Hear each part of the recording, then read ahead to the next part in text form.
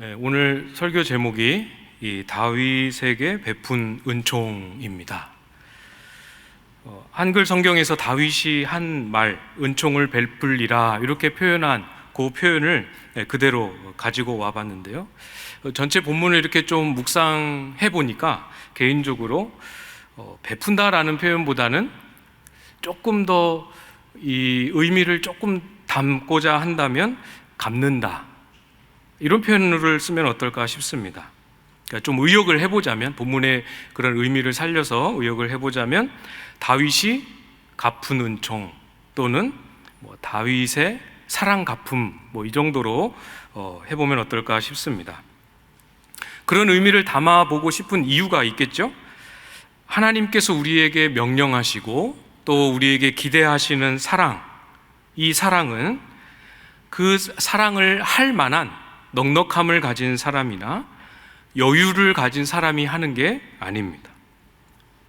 여유도 없고 상황도 안 되고 어딜 봐도 쉽게 사랑하는 자리에 나아가기 어렵지만, 그럼에도 불구하고 마땅히 그 사랑을 감당할 이유가 있는 사람, 그런 사람이 하나님 앞에서 하는 것, 그것이 하나님이 우리에게 명령하신 사랑이죠. 그러니까 저처럼 기질적으로나 성격적으로 또 경험적으로 사랑하는 일에 저 스스로는 그렇게 느끼고 있습니다. 이 핸디캡이 참 많은 그런 사람이라 할지라도 할 수 있고 또 해야 된다라는 거죠. 이 조건이나 상황의 문제가 아니라 사랑할 이유가 있느냐 없느냐의 문제이기 때문에 그렇습니다. 이유를 발견한 사람, 그 마음의 이유를 간직한 사람은 어설퍼도 시행착오가 있어도 하는 거고요. 이유를 못 찾은 사람, 사랑할 이유를 잃어버린 사람은 아무리 노련하고 탁월해도 하지 않습니다. 그러니까 저같이, 저는 그래요. 주변에 저를 불쌍히 여기는 사람들이 참 많은 것 같아요. 이렇게도 도와주고 저렇게도 도와주고 이런 모양 저런 모양으로 이 긍휼을 베풀어 주는 사람이 참 많습니다. 아마 주변에서 보기에 아이고 어떡하냐, 가만 내두면 큰일 나겠다 싶은 구석이 많이 있지 않는가. 저 같은 이 긍휼히 여김과 불쌍히 여김을 더 많이 받은 사람은 더 많이 사랑할 이유를 가지고 있고 사랑하지 않을 수 없을 것 같습니다. 사랑을 잘 하느냐와는 별개의 문제죠. 오늘 본문으로 들어가 보도록 하겠습니다. 다윗은 한 나라에 세워진 새 왕으로서 이전 왕인 사울의 직계 후손을 찾습니다. 발견했습니다. 데리고 왔습니다. 그리고 상상할 수 없는, 누구도 예상하지 못했던 극진한 호의를 그 이전 왕의 직계 후손에게 베풀어주고 있습니다. 7절 말씀인데요, 다윗이 그에게 이르되 무서워하지 말라. 내가 반드시 내 아버지 요나단으로 말미암아 내게 은총을 베풀리라. 내가 내 할아버지 사울의 모든 밭을 다 내게 도로 주겠고 또 너는 항상 내 상에서 떡을 먹을지니라 하니. 사울 왕의 기업, 그의 밭, 소유를 전부 무비보셋에게 넘겨줍니다. 그래서 무비보셋을 통해서 그 기업이 유지되도록 하지요. 근데 한번 생각해 보십시오. 그렇게 했다가 무비보셋 주변에 다윗의 리더십에 동조하지 못하는 사람들, 아직도 사울 왕 시대의 미련을 버리지 못한 사람들이 모여들어서 반역을 꾀하려는 마음을 먹는다 치면, 무비보셋에게 주었던 그 재산과 소유들이 반역의 밑거름으로 쓰일 만한 위험이 있지 않겠습니까? 다윗이 그걸 모르지 않았을 것 같아요. 뿐만 아니라 무비보셋을 데리고 와서 항상 다윗의 상에서 함께 먹도록 합니다. 새로 세워진 왕에게 죽은 이전 왕의 직계 후손은, 우리가 사극에서도 보면 그러잖아요. 이전 왕의 직계 후손은 경계 대상이죠. 새 왕에게. 그리고 자신의 왕권의 안정을 위해서, 그리고 그 왕권의 미래를 위해서라고 한다면 없어져야 될, 존재하지 말아야 될 대상입니다. 다윗에게 있어서 무비보셋은 그런 존재인 거예요. 그런데 다윗은 그런 무비보셋을 어떻게 대우합니까? 11절에 있죠? 뭐라고 표현하고 있습니까? 왕자 중 하나처럼 대우하고 있습니다. 이 다윗의 행동이 워낙 상식을 뛰어넘는 파격적인 행동이라서 그냥 순수한 다윗의 호의로 보기 쉽지 않을 수도 있을 것 같아요. 어떻게 이러하지? 이렇게 하지? 아마도 이렇게 하는 것은 이러이러한 정치적인 계산, 정략적인 판단 때문에 그럴 거야. 이렇게 해석하기도 하는 것 같습니다. 그렇게 보려고 하는 방향이 이해는 돼요. 이해는 됩니다. 그만큼 일반적이지 않기 때문에 이해는 됩니다.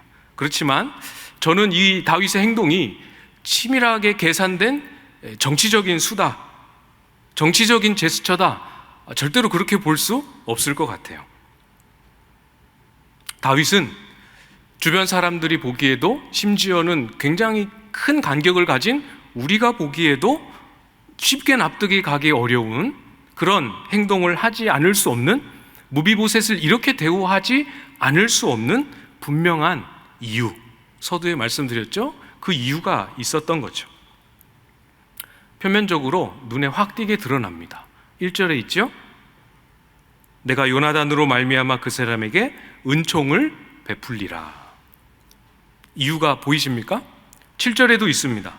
내가 반드시 내 아버지 요나단으로 말미암아 내게 은총을 베풀리라.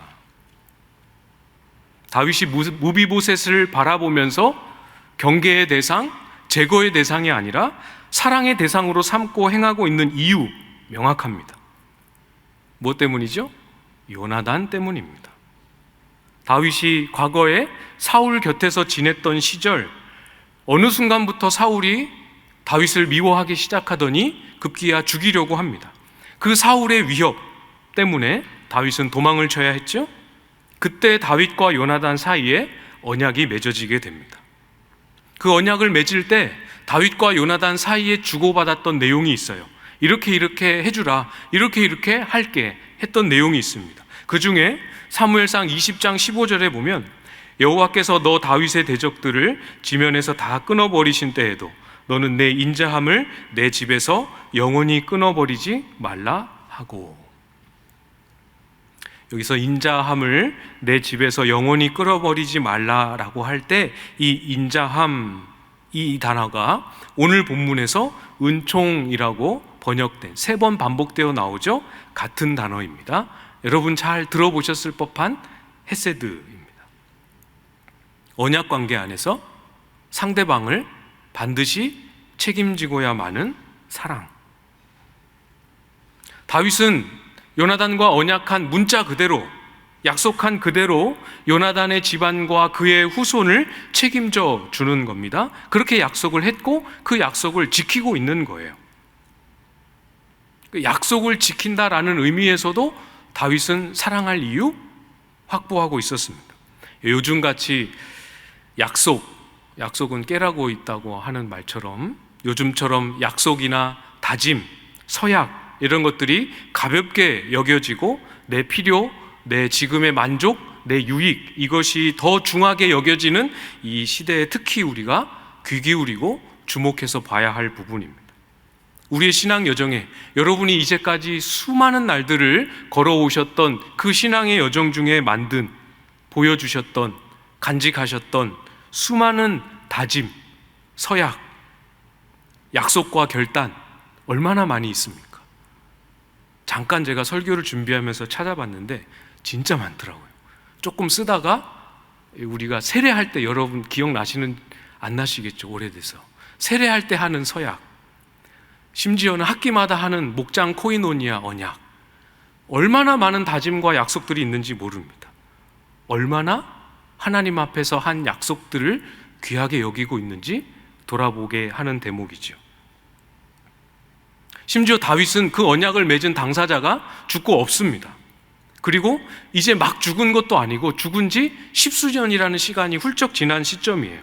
그런데도 그 사람을 기억하고 그와 했던 약속을 기억하고 그것을 시행하고 있는 겁니다. 이것만 봐도 참 신실하고 충성스러운 사람임을 우리가 알 수 있죠.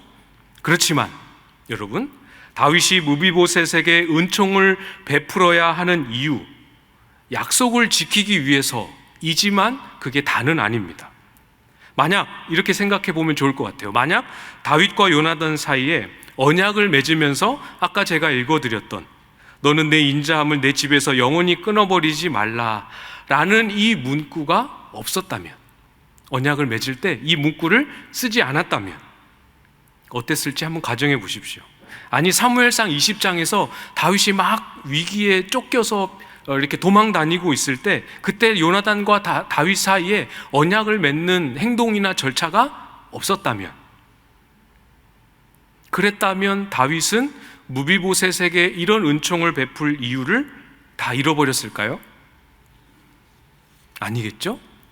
언약은 두 사람의 관계가 맺어지고 이 관계가 합리적으로 상호 간에 잘 발전되고 서로 안에서 잘 누려지도록 하는 수단입니다. 수단. 언약이 관계 자체가 아니고 관계를 잘 맺도록 유지하고 발전시키도록 사용하는 수단이에요. 그러니까 언약이 없다고 해서 관계 자체가 없어지는 것도 아니고, 언약을 맺는 절차나 행동 그 자체가 없었다고 해서 그 관계를 지탱하는 태도와 정신, 사랑, 이런 것들이 사라지는 것도 아닙니다. 잘 아시는 것처럼 요나단은 이미 그 이전에 사무엘상 18장에 이미 다윗을 자기 생명같이 사랑했다, 이렇게 기록하고 있어요. 2번이나 기록됩니다. 그리고 그 이후로 줄곧 다윗은 사울로부터 살해의 위협을 당하며 도망치는 생활을 해야 했습니다. 그리고 이것을 사랑하며 지켜보았던 요나단은 헤세드, 아까 뭐라고 말씀드렸습니까? 언약 관계 안에서 상대방을 책임지는 사랑, 다윗을 책임지는 사랑을 요나단은 신실하게 감당합니다. 다윗의 입장에서 한번 볼까요? 하나님이 나를 기름 부어서 세웠으니 이렇게 된 것은 어떻게 되든 나는 왕이 될 운명이었어, 이렇게 생각했겠습니까? 다윗이. 지금 내가 왕이 된 이것이 하나님이 기름 부으셨기 때문에 하나님이 어떤 방법을 통해서든 세우시기는 세우셨겠지만, 지금 다윗의 머릿속에 떠오른 그 마음을 떠나지 않는, 사망한 지 십수년이 지났음에도 불구하고 그 마음에 여전히 남아있는 요나단이라는 그 한 사람의 자기 생명같이 사랑하는 그 사랑 없이, 그 사랑을 위해서 헌신한 요나단의 희생 없이 다윗이 오늘 이 자리까지 올 수 있었을까요? 이 사랑의 빛, 이것이 다윗이 무비보셋을 사랑하지 않을 수 없는, 사랑할 수밖에 없는, 이로운 행동을 안 할 수 없는 이유입니다. 요나단의 집안을, 그 후손을 대대로 책임져 주겠다라는 그 약속 이전에 먼저 다윗의 도피 시절을 책임져 주었던, 기꺼이 그렇게 하기 위해서 자신의 삶을 희생했던 요나단의 사랑이 먼저 있었습니다. 이 사랑이죠. 책임져 주는 사랑, 베풀어 주고 베품을 받고, 또 다른 자리에서 나도 베풀고 누군가가 그 베풀어 줌을 받고, 이렇게 교회 안에서 사람이 세워지고 자라고 변화되고 다시 태어나고 성장하는 이 일은 이와 같은 사랑이 오고 가고 주고받는 과정을 통해서 이루어지는 겁니다. 여러분의 오랜 신앙의 여정을 한번 되돌아보시면 좋을 것 같아요.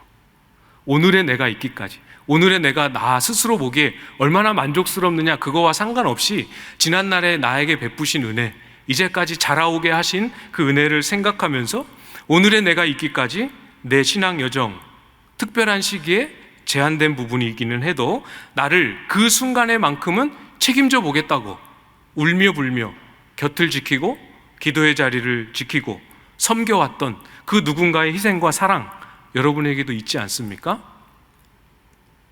한번 떠올려 보십시오. 그 이름 몇 명이나 떠오르시는지. 반드시 있습니다. 없을 수 없어요. 있으시죠? 이런 거 없이 나 혼자 오늘까지 홀로 여기까지 왔다면, 그렇게 믿고 있다면, 그래서 아무 이름도 떠오르지 않고 떠올리고 싶지도 않다면 정말 불행한 일입니다. 정말 불행한 일이죠. 다윗이 왕이 되는 과정을 지켜주었던 요나단의 사랑, 그 사랑의 행적을 다윗이 기억하지 않고 잃어버렸다면 어떻게 되었을까요?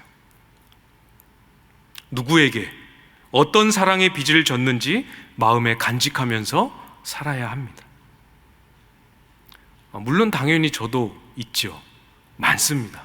많지만 이런 주제의 본문을 묵상하거나 이런 주제를 이렇게 곱씹을 때 늘 떠오르는 장면, 인물들이 있어요. 제가 한참 하나님을 만나기 시작할 무렵, 제 인생에서 아마 그 시기가 하나님 앞에서나 주변 사람들이 보기에 가장 완악하고 가장 강팍하고, 전혀 상상이 안 되십니까? 가장 냉소적이고 가장 못된 말을 많이 했던 시기였던 것 같아요.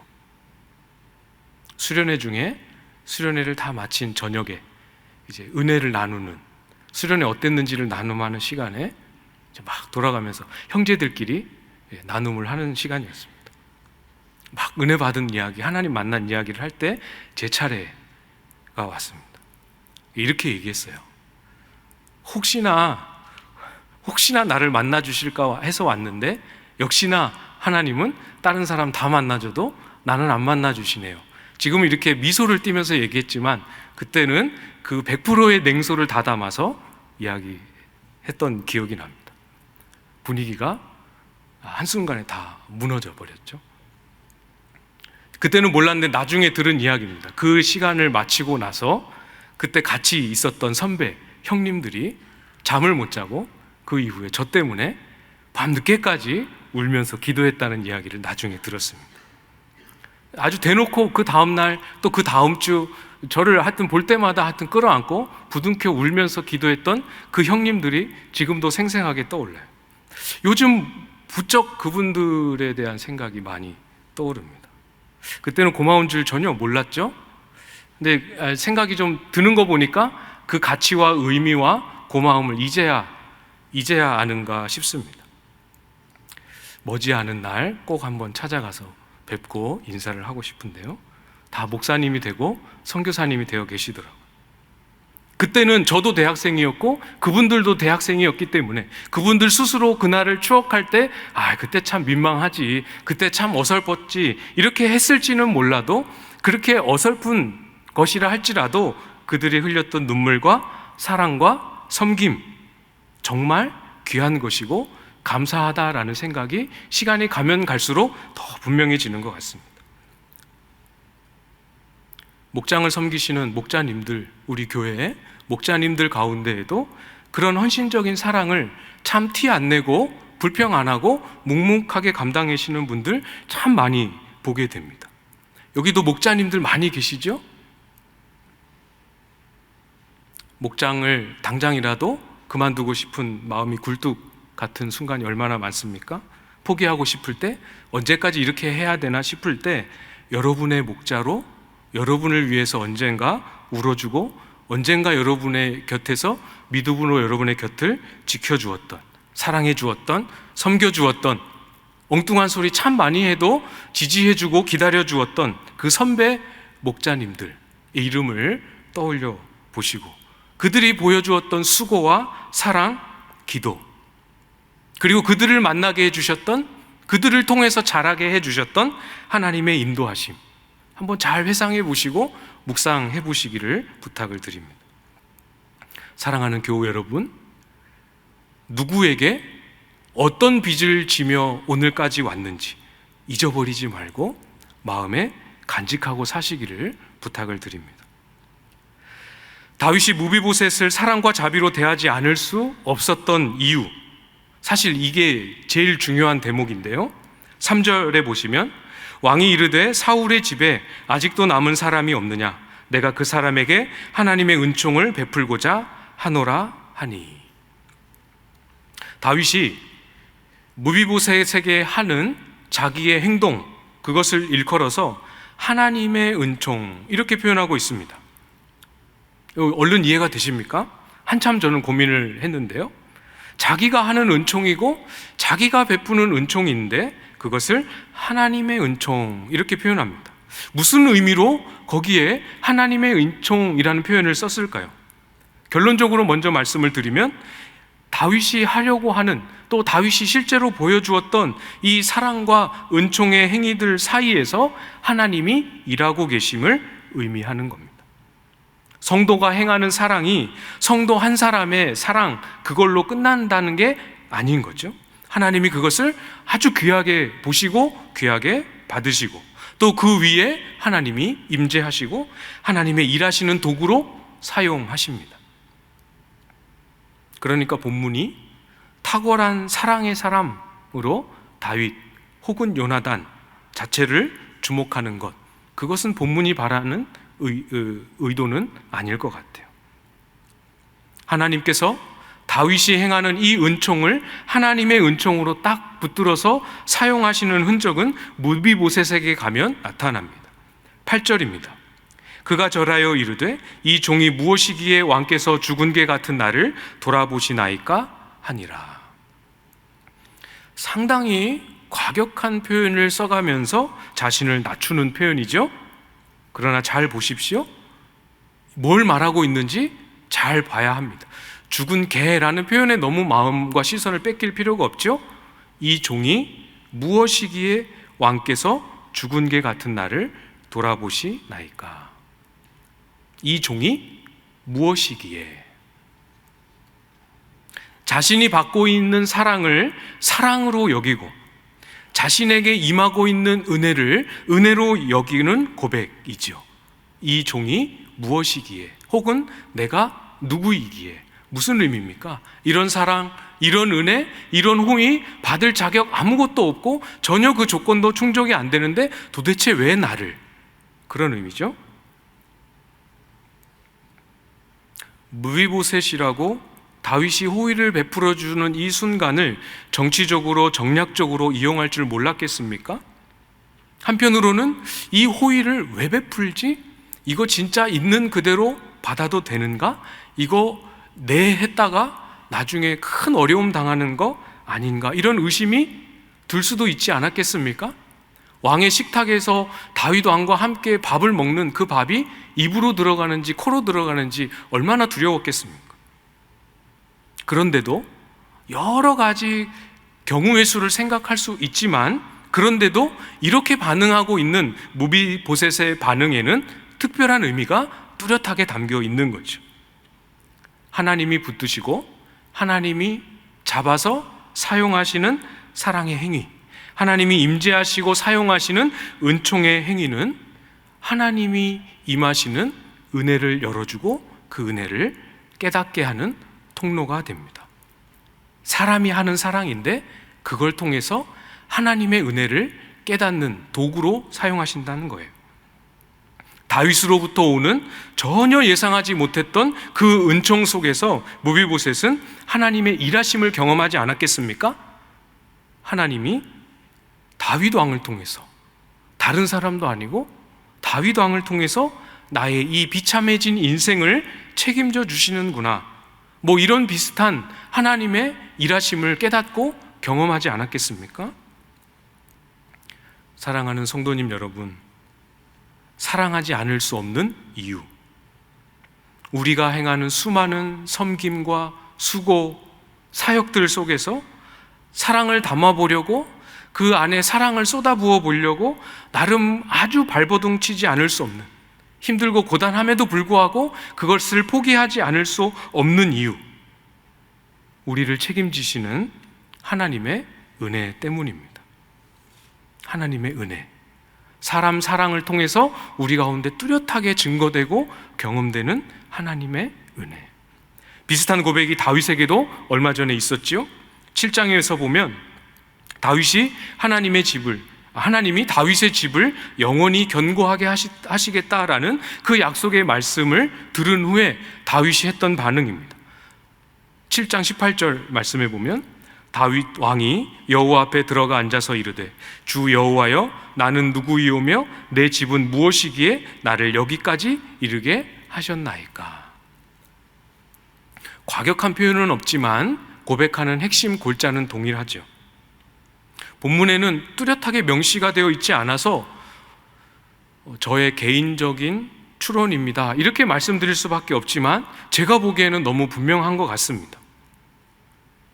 왕이 된 다윗이 그 왕이라는 자리에 앉아서 자만하고 왕됨을 누리고 거만하게 굴지 않고 왕인데도 불구하고 왕인데 나는 누구며 내 집은 무엇이기에 하는 이런 고백을 쏟아내게 만든 하나님의 은혜, 그 은혜를 앞에서 경험하고 있는 거죠. 그 은혜가 다윗을 움직이고 있는 겁니다. 그 은혜가 다윗을 설득하고 그 은혜가 다윗에게 움직여야만 하는 이유가 되어서 무비보셋에게 사랑을 흘려보내게 하고 있는 것 아니겠습니까?